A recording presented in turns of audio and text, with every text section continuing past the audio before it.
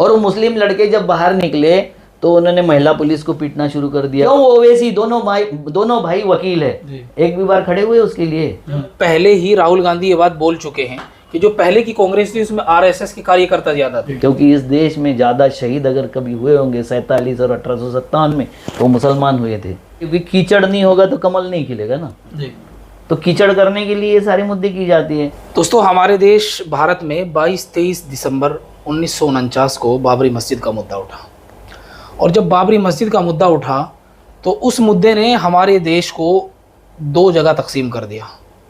एक तरफ सोच थी मुसलमानों की कि हमारे साथ ज़बरदस्ती हुई है और हमसे मस्जिद छीनी गई है। दूसरी सोच थी उन लोगों की जो कि बाबरी मस्जिद की ज़मीन को लेना चाहते थे। खैर, वो मुकदमा चला 70 साल, और 70 साल के बाद उस पर फैसला 2019 में आया। लेकिन जब वो मुद्दा ख़त्म हो गया तो दूसरा मुद्दा हमारे देश में सरकार लेके आती है, CAA और NRC का। उस मुद्दे के बाद में हमारे देश में फिर वही हिंदू मुस्लिम वाला अलग छेड़ दिया गया। लेकिन उसमें बहुत सारे लोग ऐसे हैं जो बेगुनाह, बिना जुर्म के, बिना कसूर के आज भी जेलों में बंद है।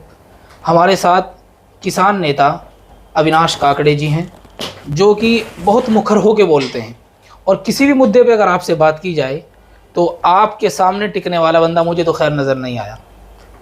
आज मैं आपसे कुछ सवालात करूंगा, क्योंकि इस तरह के सवालों के जवाब हर एक बंदा नहीं देता है। सबसे पहले तो आपका स्वागत है हमारे जी। नमस्कार। आपको क्या लगता है CAA और NRC का जो मुद्दा छेड़ा गया वो किस लिए छेड़ा गया हमारे देश में? किसने छेड़ा वो मुद्दा? मौजूदा गवर्नमेंट ने। मौजूदा गवर्नमेंट ने तो क्यों छेड़ेंगे वो? क्योंकि उनको विभाजन करना है, समाज में विभाजन करना है, हलचल पैदा करना है। शांत समाज उनके लिए अच्छी बात नहीं है। शांतता अगर कायम रहती है तो वो विकसित नहीं हो सकते, क्योंकि कीचड़ नहीं होगा तो कमल नहीं खिलेगा ना। तो कीचड़ करने के लिए ये सारे मुद्दे की जाती है। तो उनको कीचड़ सामान्य नहीं चाहिए, कमल खिलने की रक्त मांस का कीचड़ चाहिए। तो इंसानों को मारेंगे नहीं तो कैसे करेंगे? गिद्धों की फौज कब आती है? जब मरे हुए कोई लोग रहते हैं। ये गिद्ध हैं, वो कर रहे हैं। ये जो मुद्दा है आपको बोल रहे हैं, ये देखो, कांग्रेस का जब स्वतंत्रता 49 का जब मामला था, उस वक्त ज़बरदस्ती मूर्तियाँ रख गई, फिर लॉक लग गया, फिर लॉक खुल गया, ये सब हो रहा था हमारे देश में, है ना जी। मगर जब शाहबानो प्रकरण आया, शाहबानो प्रकरण में सुप्रीम कोर्ट ने एक जजमेंट दिया कि आपको जो महिलाएं हैं, जिसको परित्यक्ता महिलाएं मतलब डिवोर्सी महिलाएं, उनको पैसे देना जरूरी है, क्योंकि उसको छोड़ दिया और हवा में छोड़ दिया ऐसा नहीं होगा, तो उसका हस्बैंड, शोहर जो होगा, उसको पैसे देगा। तुरंत आपके मुल्ला चिल्ला के राजीव गांधी के पास में आ गए कि हमारे ऊपर ये अन्याय हुआ। वो मुद्दा लपक लिया RSS ने। उन्होंने क्या बोला? कांग्रेस ने तुष्टीकरण किया। आपकी आधी आबादी का अधिकार जो मिल रहा था, वो अधिकार छीनना तुष्टीकरण था। ये किसने कर दिया?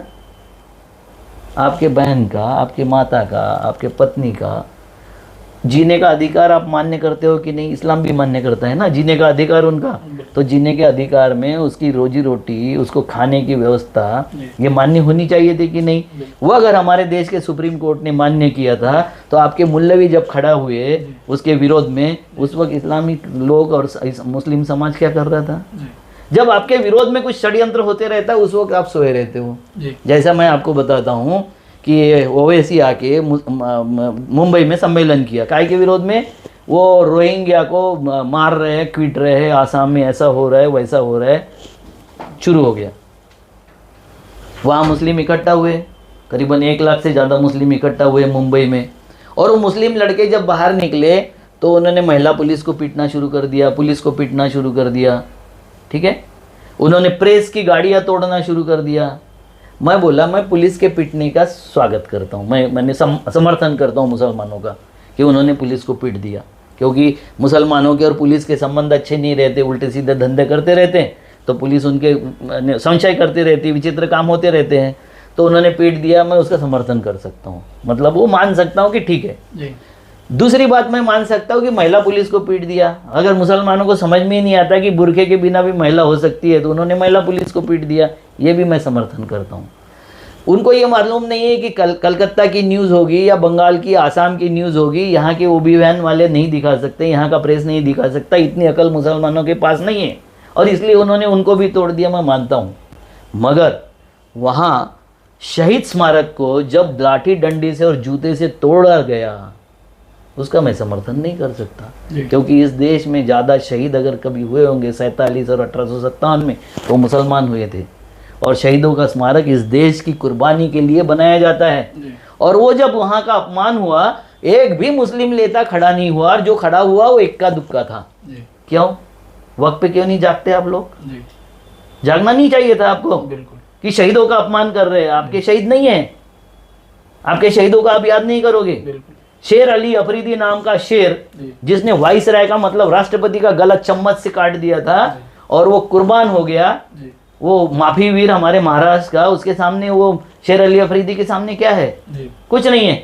मगर आपके शहीदों के नाम आप भूल जाते हो, आपकी कुर्बानी भूल जाते हो। आपको करबला की लड़ाई याद है, और यहाँ जो लड़े हुए वो ये लड़ाई याद नहीं है।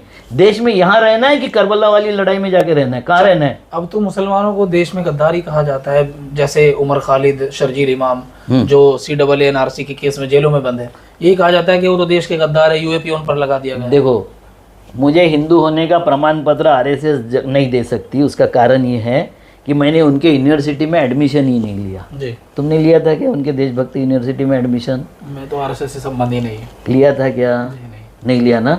तो जिस यूनिवर्सिटी में बिना एडमिशन प्रमाण पत्र बांटे जा रहे हैं, वो यूनिवर्सिटी बोगस है या सही है? बोगस है। तो बोगस यूनिवर्सिटी के प्रमाण पत्र पर जांच क्यों, ये कर रहे, चर्चा क्यों कर रहे हो? तो उमर खालिद जैसे लोग जेलों के अंदर, ये देशभक्त है, और इसलिए है कि आप नपुंसक हो गए हो। आप अपने लोगों की लड़ाई नहीं लड़ना चाहते हो। आपके नेता अपने लोगों को छुड़ाना नहीं चाहते। क्यों? ओवैसी दोनों भाई वकील है, एक भी बार खड़े हुए उसके लिए? हुए?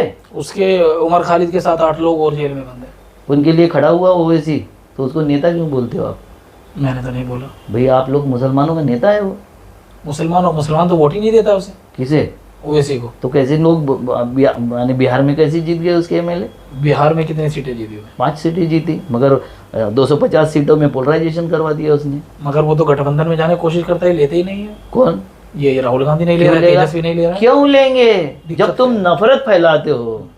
भाई, RSS के साथ गठबंधन कर सकती है कांग्रेस, तेजस्वी कर सकता है, तो RSS का ही काम करने वाले ओवैसी से क्यों करेगा गठबंधन? क्यों करेगा? देखो, मत विभाजन और पोलराइजेशन दोनों का फर्क समझ लो। मत विभाजन ये डेमोक्रेसी है। भाई, आप खड़े हो, मैं भी खड़ा हूँ, ये भी खड़े हैं, उसमें मत डिवीजन अगर हो सकता है तो वो डेमोक्रेसी है, हमको खड़ा रहने का अधिकार है, वोट लेने का अधिकार है। मगर आप जब खड़े रहते हो और खाली मुसलमानों की बात करते हो, या मैं खड़ा रहता हूँ और हिंदू की बात करता हूँ, उसमें वोट विभाजन नहीं होता, डिवीजन नहीं होता है, पोलराइज होता है। तो एक कॉन्स्टिट्यूंसी में खड़े होके 50 कॉन्स्टिट्यूंसी में आप अगर इसका अफेक्ट डालते हो, तो ये देश विभाजन का काम है। ये करने वालों लोगों के साथ में खड़ा नहीं हुआ जा सकता। अच्छा, आपने कहा कि RSS के साथ कैसे राहुल गांधी संबंध कर ले, जब पहले ही राहुल गांधी ये बात बोल चुके हैं कि जो पहले की कांग्रेस थी उसमें RSS के कार्यकर्ता ज्यादा थे। तो जब राहुल गांधी अभी भी है, जब राहुल गांधी अपनी कांग्रेस को RSS साफ नहीं कर सकते, तो फिर अगर कुछ लोग ओवैसी पर RSS के होने का इल्जाम लगाते हैं, तो दोनों, तो फिर वो खुलेआम को क्यों नहीं लेता है? दोनों ठीक नहीं है, खुलेआम को नहीं लेना चाहिए। ये हिडन है, तब भी नहीं संभल रही है कांग्रेस, तो आप बोल रहे खुलेआम को ले लो, तो फिर वो तो मुसलमानों की पार्टी हो जाएगी। जब वो हिंदुओं की पार्टी नहीं होना चाहते तो मुसलमानों की क्यों हो जाएगी? तो हिंदुओं की कौन सी पार्टी है? कोई नहीं है। ये तो बीजेपी वाले दावा करते हैं हिंदुओं की पार्टी थोड़ी है, तो मुसलमानों की पार्टी है। वो कैसे?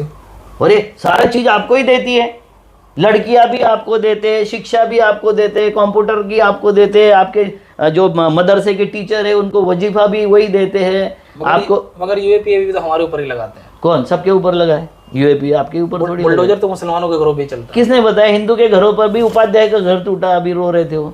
उत्तर प्रदेश में कई हिंदुओं के घर टूटे, हजारों में किसी 10-20 के टूट गए, मगर 95% तो मुस्लिम है ना। देखो, एक ही जो बोला है ना, कौन से कवि थे वो इंदौर के, यहाँ हमारे घर नहीं है, सबके घर है। लगेगी आग तो आएंगे कहीं घर जद में, यहाँ पे सिर्फ हमारा मकान थोड़ी है बस। मगर तो आज आप है ना, वो जो बोलते चक्की में आज है, हम सुपड़े में बैठे हुए, इतना ही है। बहुत ज़्यादा फर्क नहीं है। यानी कल नंबर आने वाला है। हाँ बिल्कुल, नंबर आ ही रहा है हमारा। ये क्यों खड़े हो रहे? उत्तराखंड में आंदोलन क्यों हो रहा है? उत्तराखंड में क्यों खड़े हो गए? उत्तराखंड के आंदोलन को भी जो वहाँ के सीएम है हाँ। धामी जी, हाँ। उन्होंने तो मुस्लिम एंगल दे दिया, कह दिया कि ये नकल जिहाद है। हाँ। जिहाद को ही बदनाम करके रख दिया हाँ, उन्होंने। ठीक है ठीक है।